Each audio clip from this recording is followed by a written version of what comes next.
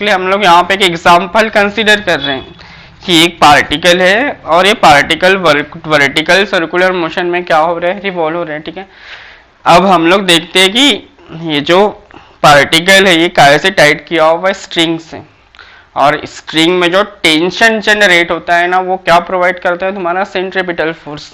तो सबसे पहले हम लोग यहाँ पे कुछ फोर्सेस ड्रॉ करेंगे। फिलहाल में हम लोग टॉप पोजीशन डिस्कस कर रहे हैं। टॉप पोजीशन क्या है, तो टॉप पोजीशन पे सबसे पहले हम लोग फोर्सेस ड्रॉ करते हैं कि कौन कौन से फोर्सेस उस बॉल पर एक्ट हो रहे हैं। तो हमको पता है जो बॉल है इसका जो वेट है, इसका जो वेट वर्टिकली किधर एक्ट होगा, डाउनवर्ड। इस वेट को हम लोग क्या बोलते हैं, mg। ये जो बॉल का वेट है वो किधर एक्ट हो रहा है, वर्टिकली डाउनवर्ड। सेकंड थिंग, ये जो स्ट्रिंग के अंदर में टेंशन है उस टेंशन की वैल्यू या डायरेक्शन जो है वो किधर रहेगी, सेंटर की तरफ। इसका मतलब वर्टिकल पोजीशन पर ऑब्जेक्ट के ऊपर या बॉल के ऊपर दो फोर्सेस एक्ट हो रहे हैं डाउनवर्ड डायरेक्शन में, एक है टेंशन और दूसरा है उसका वेट mg। सेकंड थिंग क्या है, पार्टिकल सर्कल में घूम रहा है, इसका मतलब उस पार्टिकल पर सेंट्रीफ्यूगल फोर्स भी एक्ट हो रहा है जिसकी डायरेक्शन किधर होगी, अपवर्ड। तो ये जो अपवर्ड फोर्स है सेंट्रीफ्यूगल फोर्स, इसका फॉर्मूला क्या है, mv² डिवाइडेड बाय r। ठीक है, अब इसको हम लोग इस कंसेप्ट को ध्यान से समझ लेते हैं। ठीक है, फिलहाल में मैं यहाँ पे टेंशन कितना होगा सबसे पहले वो समझते हैं कि टेंशन की वैल्यू कितनी होगी। मान लो यहाँ पे दो फोर्सेस फिलहाल में हम लोग कंसिडर करते हैं, एक आउटवर्ड डायरेक्शन में एक्ट हो रहा है और एक डाउनवर्ड डायरेक्शन में एक्ट हो रहा है। मान लो कि पहले जो वेट है, बॉल का वेट कितना है, 10 न्यूटन। ठीक है, और जो अपवर्ड डायरेक्शन में जो फोर्स है ये फोर्स डाउनवर्ड है। अपवर्ड डायरेक्शन में जो फोर्स है सेंट्रीफ्यूगल फोर्स, उसकी वैल्यू मान लो कितनी है, 15 न्यूटन अपवर्ड डायरेक्शन।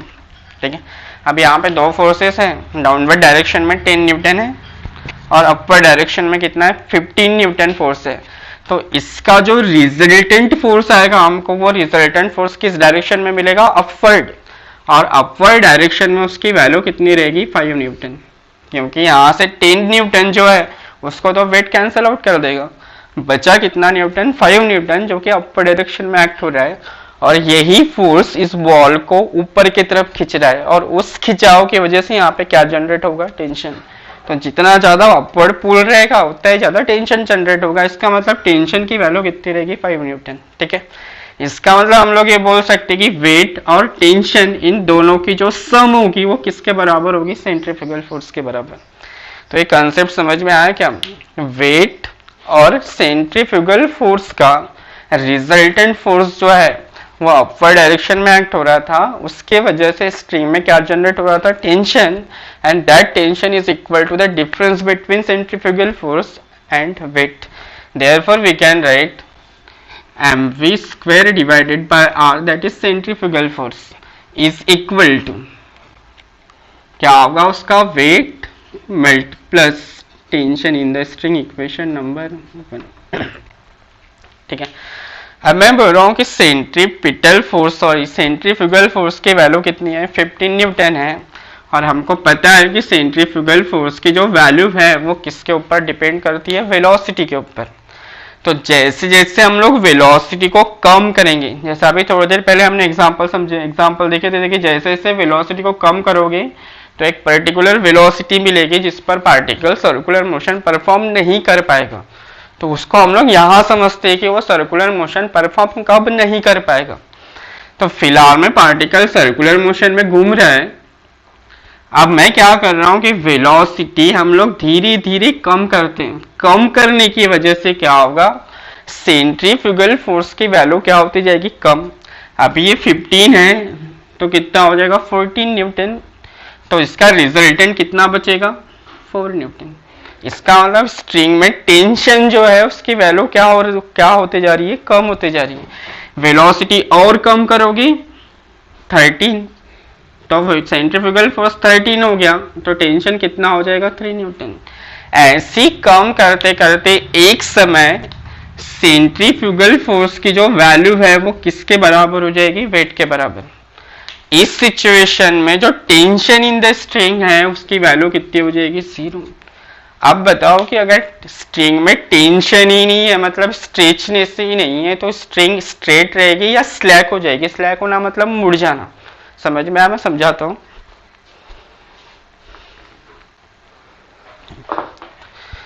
जैसा ये स्ट्रिंग है, अभी ये स्ट्रेट इसलिए है क्योंकि इसके अंदर टेंशन है। इस पोजीशन पे भी स्ट्रिंग जो है वो स्ट्रेट रहेगी। कब तक? जब तक उसके अंदर में स्ट्रेच रहेगा। मतलब जब टेंशन खत्म हो गया तो स्ट्रिंग स्लैक हो जाएगी। स्लैक हो जाएगी मतलब मुड़ जाएगी और ये पार्टिकल सीधा कहाँ पे आ जाएगा? नीचे। तो याद रखना, स्ट्रिंग को अगर स्ट्रेच रहना है, मतलब सीधा रहना है, तो उसके अंदर टेंशन का रहना जरूरी है। अब वेलोसिटी कम करते करते हमारे पास ऐसी सिचुएशन आ गई जिसमें सेंट्रीफ्यूगल फोर्स और वेट की वैल्यू क्या हो गई? बराबर। और ऐसे कंडीशन पे जो टेंशन है उसकी वैल्यू क्या हो गई? 0। अब टेंशन अगर 0 हो गया, अब याद रखो इससे थोड़ा सा भी वेलोसिटी 0.001%, 0.001 भी वेलोसिटी अगर हम लोग कम करते हैं तो स्ट्रिंग क्या हो जाएगी? स्लैक हो जाएगी। मतलब ये जो कंडीशन है ये वो कंडीशन है जिस कंडीशन पर particle just vertical circular motion perform कर सकता है। इससे थोड़ी सी भी वेलोसिटी कम करोगे तो वो सर्कुलर मोशन परफॉर्म नहीं कर पाएगा। तो उस क्रिटिकल सिचुएशन के लिए, फॉर दैट क्रिटिकल सिचुएशन जब पार्टिकल जस्ट परफॉर्म कर पा रहा था, उस कंडीशन पर हम लोग सेंट्रीफ्यूगल फोर्स को उसके वेट से क्या करेंगे? बैलेंस करेंगे। यहाँ पे हम लोग क्या लिख सकते हैं?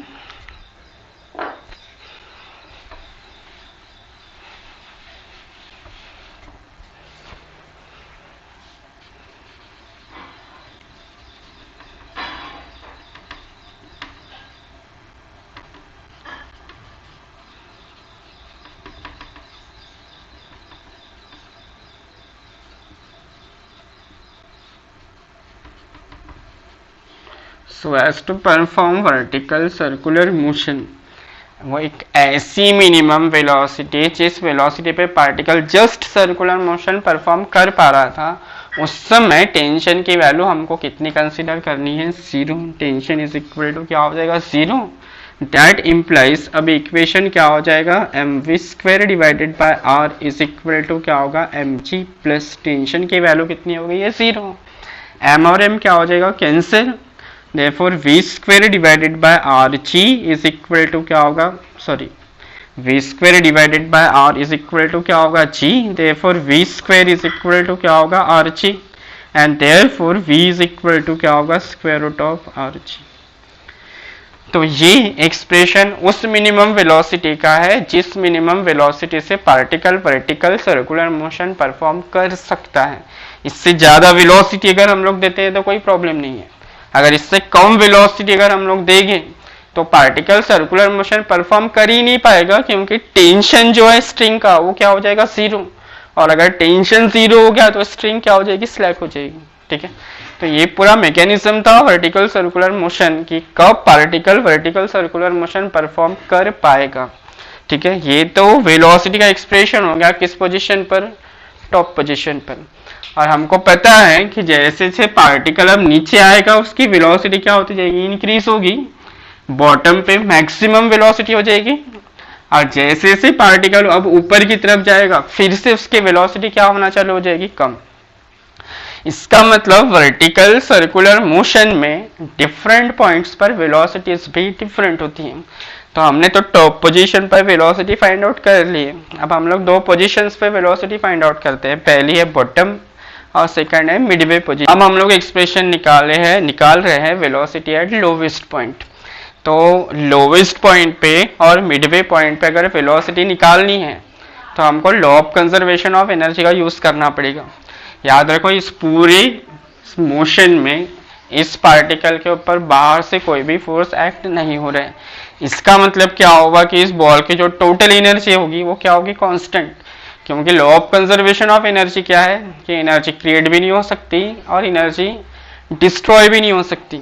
इसका मतलब इसकी जो टोटल एनर्जी है वो इस पॉइंट पे भी उतनी ही रहेगी और इस पॉइंट पे भी एनर्जी उतनी ही रहेगी और इस पॉइंट पे भी एनर्जी उतनी ही रहेगी। ठीक है, तो अगर हमको लोवेस्ट पॉइंट पर वेलोसिटी निकालनी है तो हमको law of conservation of energy का यूज करना पड़ेगा। अब क्या है, according to law of conservation of energy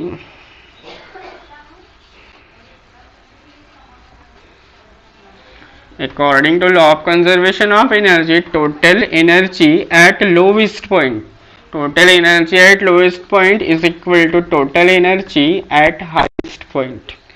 अब total energy is equal to क्या होता है, kinetic energy plus potential energy.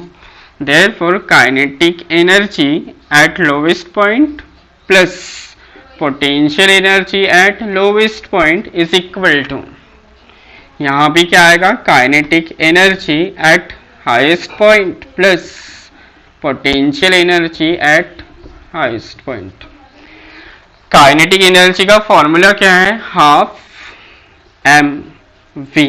अबे वेलोसिटी हमको किस पॉइंट के लेना पड़ेगा, लोवेस्ट, तो मैं इसको वी एल से इंडिकेट कर रहा हूँ, स्क्वायर प्लस पोटेंशियल एनर्जी का फॉर्मूला क्या है, एम जी एच.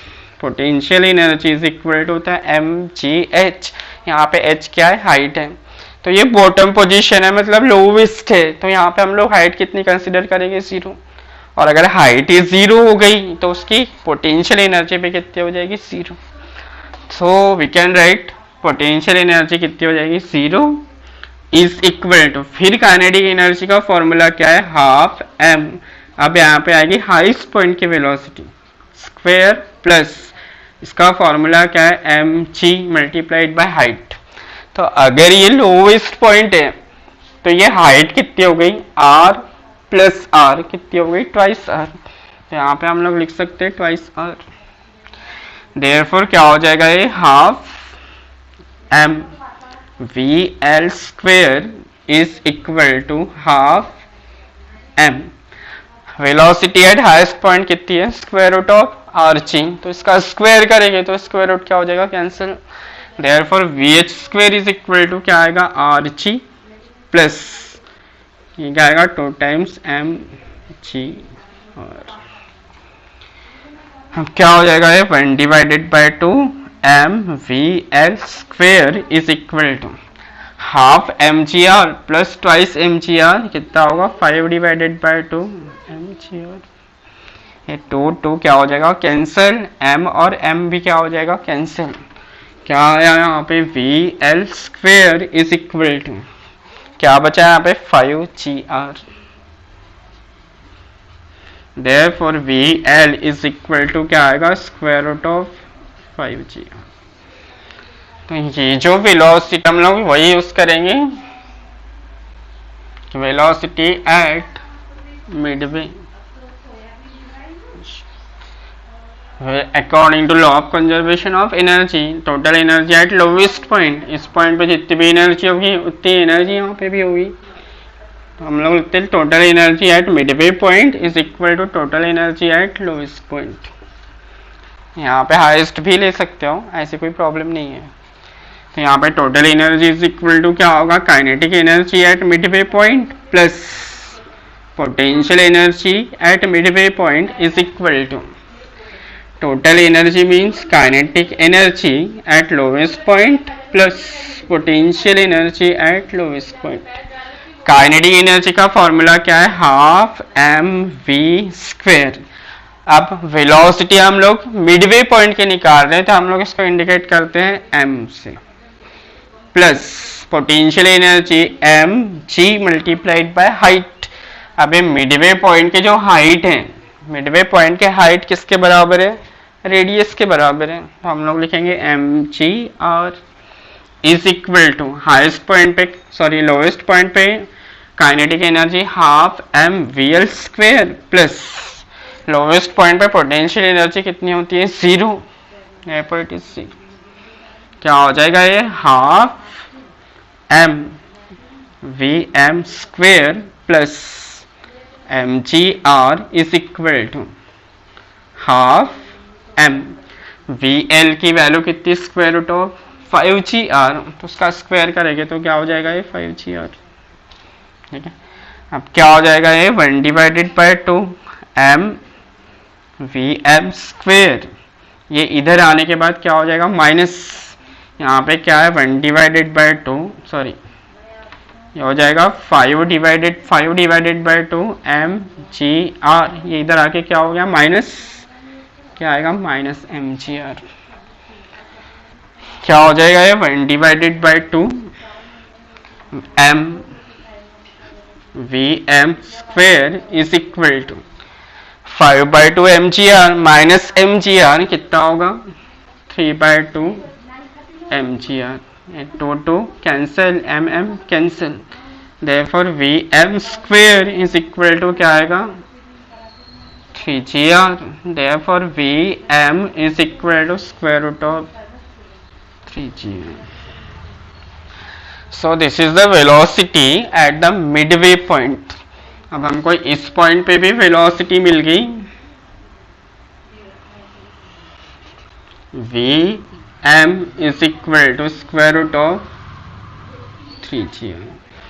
तो ये था वर्टिकल सर्कुलर मोशन का कंसेप्ट, जिसमें हमने ये देखे कि वर्टिकल सर्कुलर मोशन परफॉर्म करने के लिए जो मिनिमम रिक्वायरमेंट है वेलोसिटी की वो कितनी है vh is equal to square root of rg. उसके बाद हमने लोवेस्ट पॉइंट पे वेलोसिटी फाइंड आउट किए एंड हम मिडवे पॉइंट पे वेलोसिटी फाइंड आउट किए. तो इन एक्सप्रेशन को देख के हम लोग बोल सकते हैं कि वर्टिकल सर्कुलर मोशन में हर पॉइंट पे जो वेलोसिटी है वो कैसी है डिफरेंट है, उसका डायरेक्शन तो डिफरेंट है ही, उसका मैग्नीट्यूड भी कैसा है डिफरेंट है. So we can say that vertical circular motion is a non uniform circular motion. So this is all about vertical circular motion, and in the next portion we have to find out the difference in the tension at the lowest point and in the highest point. ठीक है, ये पूरा समझा क्या?